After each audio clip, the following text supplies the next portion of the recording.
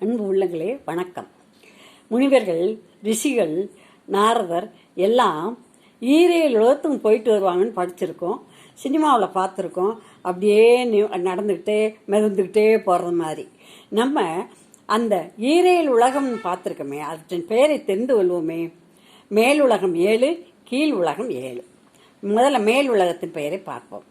1 பூலோகம், 2 புவர்லோகம், 3 சொர்க்கலோகம், 4 சனலோகம், 5 தவலோகம், 6 மகரலோகம், 7 சத்தியலோகம்.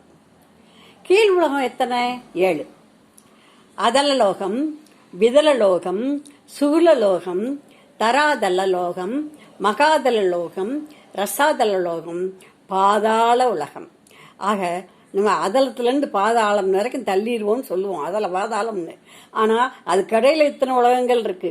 ஆக 14 உலகங்கள் உலகத்தில் இருக்குது. இதை நம்ம தெரிஞ்சுக்கிறோம். நன்றி, வணக்கம்.